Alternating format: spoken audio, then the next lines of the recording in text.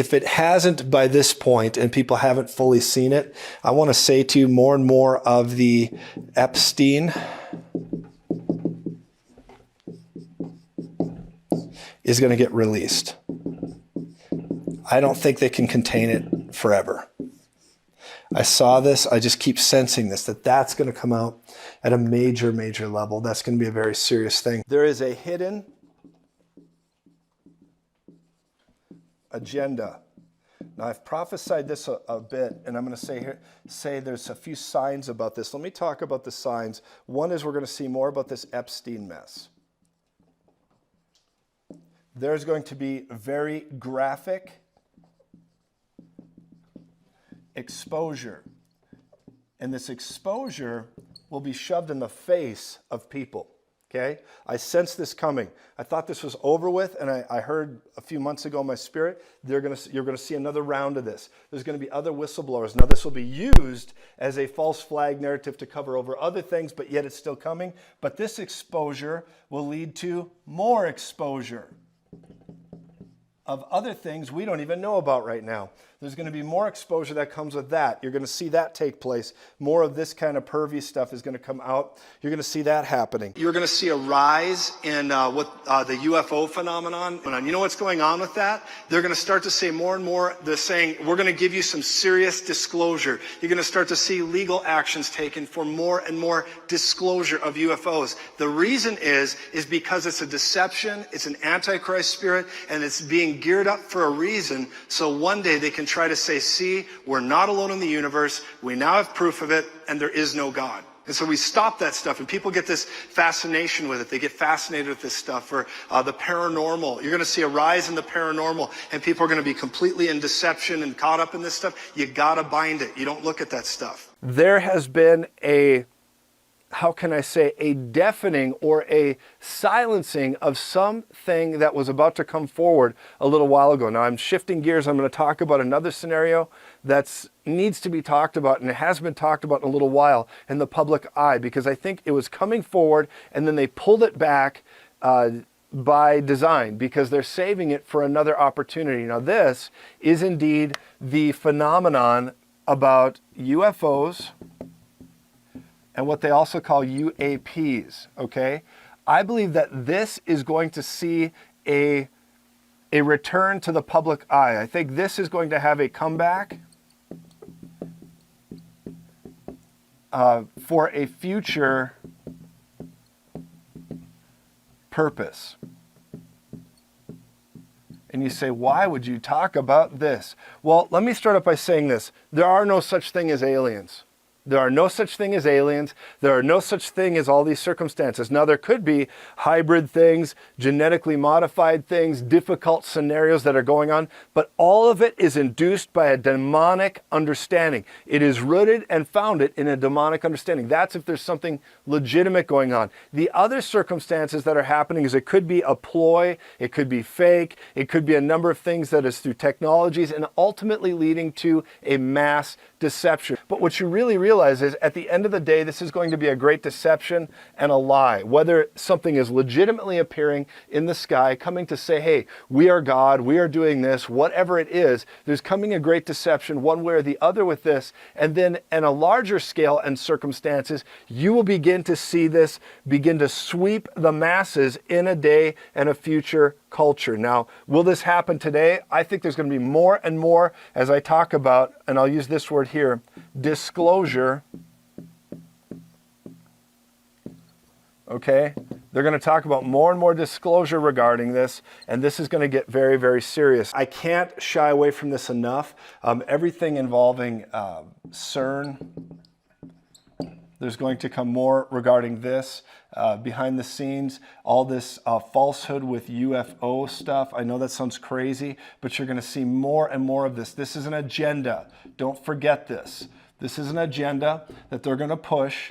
They're going to say, see, and they're going to continue with the word disclosure. Or what is this? The unexplained. You're going to hear more and more about this, and this demonic stuff is going to continue to manifest until it fully manifests in a greater capacity, only pushing forward and inducing the big, great deception. This morning, U.S. intelligence agencies confirm hundreds of additional UAP sightings have been reported.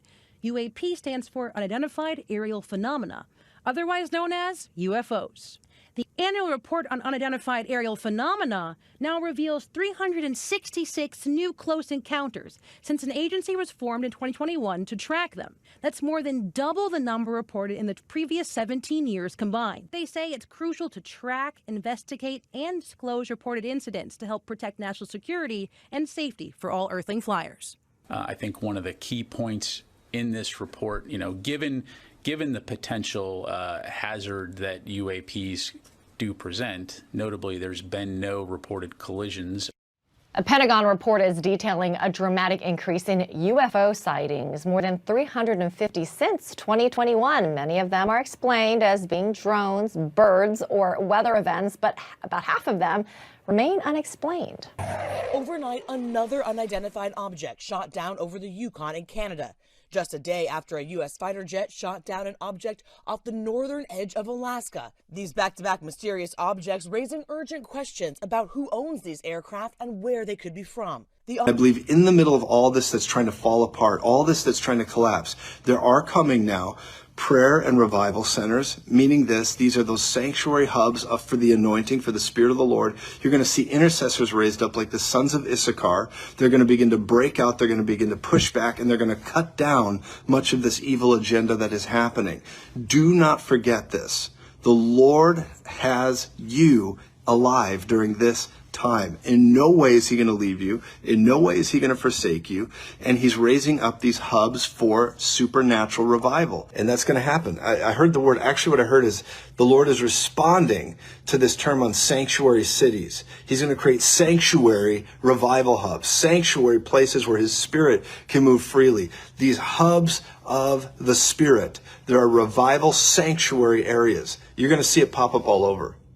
Revival centers, hubs, unique communities, all this. And it's all going to be for the glory of Jesus. Light will shine in darkness. Even now, there is a calling to those who have ears to hear, and a separation is at hand. A separation is at hand. A separation is here. A drawing unto me by my Spirit, says the Lord, for now is the time, the edict, the blessing, and the favor is here for, hear this word, sanctuary places. In the Spirit. Sanctuary hubs. Hubs for the Spirit of God. These are arenas of assignment, built not on man's will, but God's will. These are established for a time from now. They're established for a time to come. I see an hour coming, a time coming, when the Lord has need of these locations. And God is setting them apart. Some have heard the word early. Some are hearing the word now. And God is setting these places apart. You will see a special revival, holiness anointing on many different locations around the nation and the nations. And there will be a special separation. Holiness hubs, hubs of the glory, sanctuary areas for the Spirit of God. And they're going to pop up in unique places and unique areas. And God is saying, my Spirit is upon them. Many have had ears to hear in advance, and some are hearing now, and there's just enough time. On a Friday night at Asbury University, a chapel service doesn't really seem all that unusual. For the people here tonight, though, this is something different. This is what a 10 a.m. Wednesday service has become. It just never stopped. People just never left, never went to class, never went to lunch, and then later people started coming back to chapel. Administrators here say this kind of thing has happened a few times over the years. In February 1970, there was one that went on for 144 hours. However long it goes this time, they hope it leaves an impact. Near-Earth objects, okay, that's going to become very much a household conversation. Near-Earth objects, where you start to see things coming through the atmosphere, people talking about it. That's going to get really serious. And it's almost like we're being prepared psychologically for increased risk of meteors and asteroids. What specifically I'm talking about is the topic of meteoroids. And I believe we're going to have 3 experiences. Lord often speaks to me in threes. 3 experiences. My sense is that there will be a miss, another miss, and then a hit. And I think that they already know that this kind of stuff's happening. Now, when, where, how, what, all this, we can get into all that. We can speculate. I don't want to speculate, but this is my sense. And so what do? Well, we pray, don't we? We begin to pray. A meteorite slammed into the ground in South Texas last night. You could hear the boom and see birds fly from this home camera. Today, local and federal authorities are searching for the space rock west of McAllen. Residents described windows rattling and an earthquake-like shake. National Weather Service says it was bright enough for its satellites to detect it, and the pilots of 2 aircraft reported sightings. The young lions will come.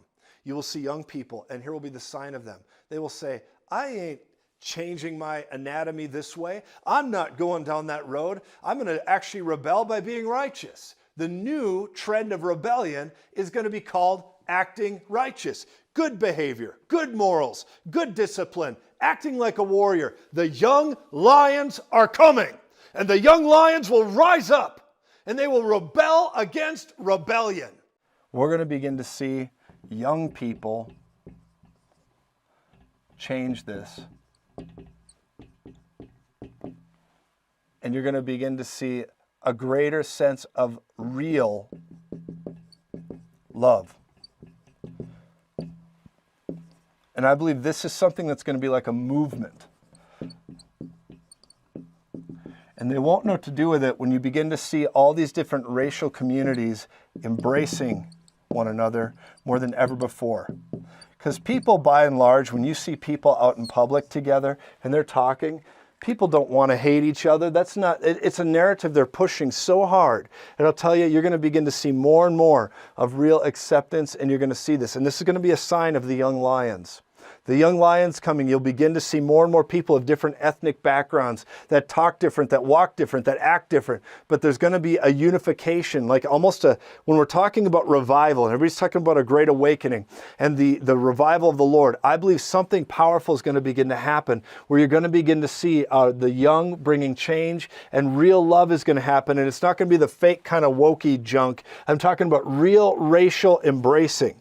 And there's going to be this, and it's going to be a form, and I'll put it in red. This is going to be one of the hallmarks of revival. All right? Real revival, and there's going to be love and real racial reconciliation. I believe that's going to be part of the hallmark of this next awakening, that people are going to get so over their own stuff that they say, I love you, I don't care. I don't care. I don't care. You don't owe me. I don't owe you, but I love you. I love you, and I'm so grateful. You know, you're going to see this, okay?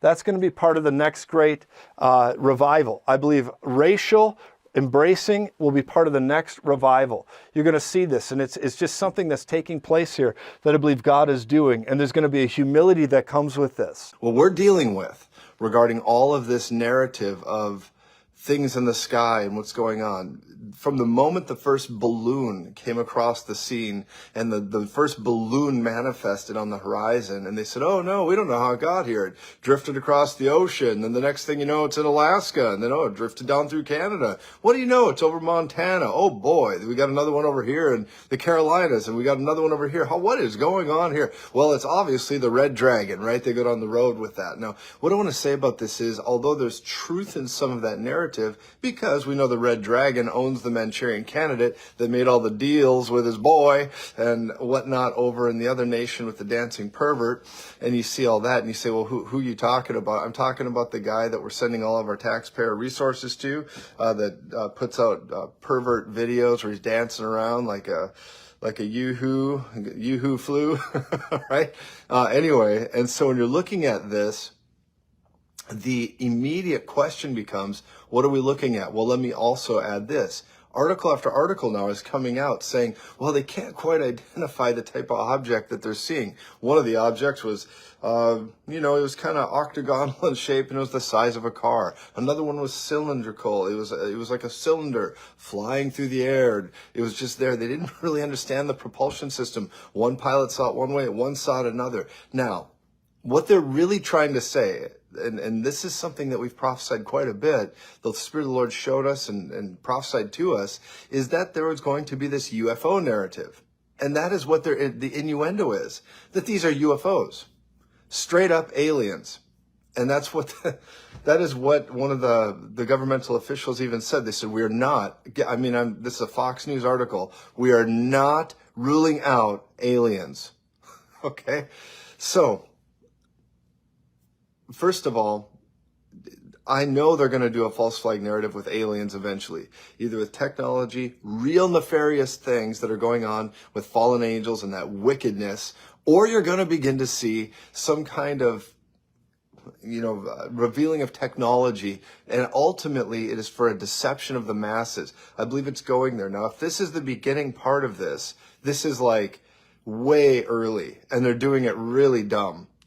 But it may end up being some of that, and they might actually say, actually, we can't believe it, we're actually saying this, but this is UFOs. They may come out and say that. Straight up say, we have no explanation for these strange craft we had to take down from the sky. And here's what the deal is. My sense about this, whatever narrative they come out with for an explanation, this is a false flag. Why? Well, because they're trying to cover up the big guy. They're trying to cover up what's gone on in these nations. They're trying to cover up what's actually happening with our economy. They're trying to cover up what's actually going on in regards to the way they're being looked at and examined, and the fact that all these, anybody remember the guy who had the Corvette and all the papers? Anybody remember that? Where'd that go? That information's still in process. And so they're trying to offset a lot of this. And of course, you got the Sonny boy with the computer that ended up at the shop, and they found all the stuff on it and all the business dealings, and nobody's really dealing with this the way they should be. And then you see all these things rapidly right in front of you. Now, another thing that's hitting the news that the Lord prophesied to us, hear this, okay, is this Epstein list. I don't know if you were part of our broadcast about 3 months ago, but I began to release this word on the whiteboard at that moment where I saw the Epstein list actually coming out and going in the mainstream news. Not just a conspiracy list, not just people saying, I think this is what it is, or you go and find a little, sites online where they show you the ideas of who might be on the list and whatnot. They are saying now that they're actually going to release it, as the Lord told us would happen, that they will actually release the actual list to the public on mainstream networks. Now, if they do this, that's small news, okay? Like we hear all the time, it should be big news, but it's small news on the grand scheme of things. The big news right now is, what are all these things floating around in the sky all over the nation to bring fear, anxiety, and they can't quite identify it. Oh, it must be China. It's China. And the truth is, China is coming out and saying, this is from you guys. That's what they're saying. Now, who do you believe? I don't know. It's like pick your deceiver, right? Pick your deceiver, left or right. Which way you want to go here? And so that's not even the issue. The issue is regardless of who's doing what, and it'll probably shake out only a little bit, and we won't really ever know the full story. But here's what's really going on. It is a false flag narrative. False flags all the way. That's what's happening here. That's what's happening. Now, the good news in this picture, in the prophetic sense I have, is I have hope, because the Spirit of the Lord showed me that in the springtime there was going to come this pressure, that the first one was going to be this January that we've already come through, and in January there was going to be an intervention of something that was trying to manifest. Now, then I saw some crazy events trying to accumulate, and I believe everything from battle, war, difficulty, global conflict, all this that's trying to accelerate suddenly, which it's already happening. And ladies and gentlemen, if you don't know this already, we're already headed for WW3.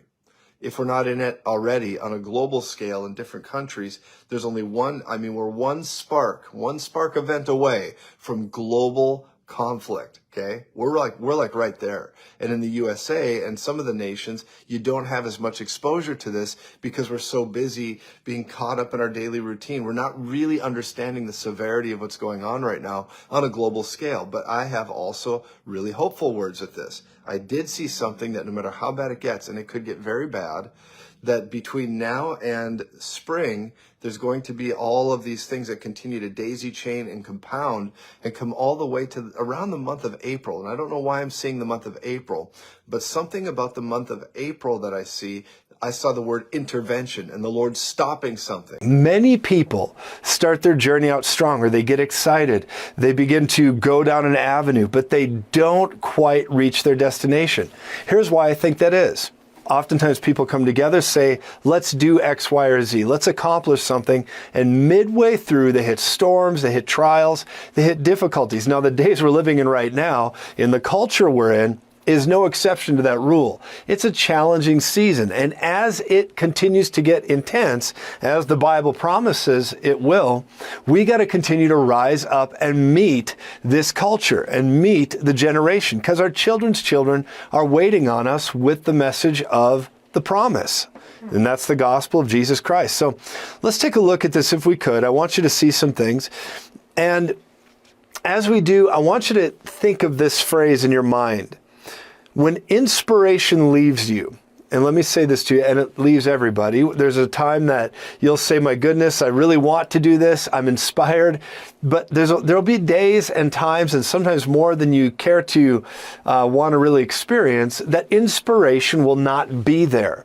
What do you do when you don't feel inspired? What do you do when the world seems like it's shouting at you? What do you do when these difficult things continue to come forward? Well, first and foremost, let me say this, in that as a response to that question, is that sometimes when people say, I need to feel inspired, well, as one writer put it, every professional's inspiration comes at 6 a.m. every morning. In other words, they just get inspired when they don't feel inspired by doing their work, okay? Now, in this, if your inspiration leaves you, or you don't feel the momentum you felt, and you still have to be productive, and you still have to do what God called you to do, and you still have to rise to the occasion, well, what does that leave you with? You will always fall to the level of your training. You never rise above it. You always fall to the level of your training, or rarely do you rise above it unless you're in a very special moment and all of that. But typically you fall to the level of your training. And if you fall below the level of your training, the very basis of what you're going to fall to in life, in your experience of getting things accomplished, doing what God's called you to do, is the level of your discipline. Okay? It starts and stops with your discipline. So it starts, I should say it this way, you'll fall to the level of your training, but after your training comes discipline. In other words, what are you willing to bear to get the job done? Now, that doesn't sound very positive sometimes, but it actually is highly positive when you start to understand it. There is nothing that brings you more pleasure than discipline. You can have a fix with something, you can get something instantaneously, you can get things in the moment to kind of suppress and get you through a moment. That's why this culture is addicted to sugar. That's why this culture likes substances. That's why this culture is addicted to entertainment. But that does not bring you the results you're looking for. Only discipline will, in the long run, give you the reward of permanent pleasure or lasting pleasure. So let me give you an example. Many people in life, they want to build things that are not really made to last. They want to build it day to day, fix to fix, meaning a dopamine hit, something that just gives them that sudden hit again and again and again. And they want to build life that way. And the problem is people try to build relationships that way. They try to build their future that way, and it will not do it. And it's unlikely that you'll finish strong in that capacity. Let me give you a scripture from Matthew. It says in Matthew chapter 7 and verse 24. Now, this is Jesus talking about people that will say, Lord, Lord, did I not drive out demons? Did I not prophesy? Did I not do all these things in your name? And he'll say, depart from me, I never knew you. He goes into all of that narrative, but here we see something very powerful. Verse 24. Jesus is speaking, and he says, therefore, whoever hears these sayings of mine and does them. Boy, what a difference. I hope you're paying attention. It's not enough to be hearers of the word only, as it says in James, but you must be doers of the word. And the book of James actually goes beyond that. It doesn't say be doers of the word. It says be doers of the work. Come on. That's an anointed word. In some circles, that's a 4-letter word. But I'll tell you what, here, it's an anointed word. W-O-R-K, work, right? So you realize that it's saying, whoever hears these sayings of mine and does them, I will liken him to a wise man who built his house on the rock. And the rain descended, the floods came, the winds blew and beat on that house, and it did not fall, for it was founded on the rock. I like this. Now look at the antithesis of that, verse 26. But everyone who hears these sayings of mine and does not do them, they're not doers, they're just hearers. I hope you're listening. Will be like a foolish man who built his house on the sand. Verse 27. And the rain descended, the floods came, and the winds blew and beat on that house, and it fell. And great was its fall. I'm sure you've noticed we are in a collision with good and evil, light and darkness. I'm Joseph Z, and I just wrote this book. It's a prophetic book talking about how to break hell's economy. I believe this is a now word, a prophetic word for this generation that will break you through and give you hope for the future. Order your copy today.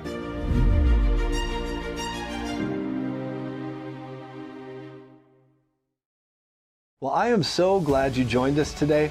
You know, we have a lot happening in this ministry, and it's because of monthly partners that helps us continue reaching people by the millions. Currently, we have a project, and it's called the Diamond Air 62 Project. Affectionately, we call it the Red Eagle 1 campaign. This aircraft can take up to 7 people. We can travel anywhere in the nation, and as mandates get stricter and the times get more and more difficult, we believe we will have our own ability to travel and be a blessing to people all over at no cost to them. I encourage you to become a partner today. You can do that by going to josephz.com, or you can text the keyword GIVE to 719-259-0029. If you partner today, you're going to find that there is a great partner care in our ministry that will reach out to you. They will love you. Different team members will be contacting you. They'll pray with you. They will prophesy to you. They're just going to love on you. And I got to tell you, our partner care is wonderful. These guys love you, and they're looking forward to talking to you. Another thing I want to say to you is please consider signing up for our email list. You want to sign up so we can stay in contact, because we're building new platforms all the time. If the social media becomes more stringent or difficult, or maybe you just can't find us, if you sign up for our email list, it'll be a tremendous blessing for you and for us, and we can stay in touch and you can find where we are all the time. Thank you so much for watching today. Jesus is Lord, and I want to say a great thank you to the partners and friends of this ministry. Together, I think we can change the world.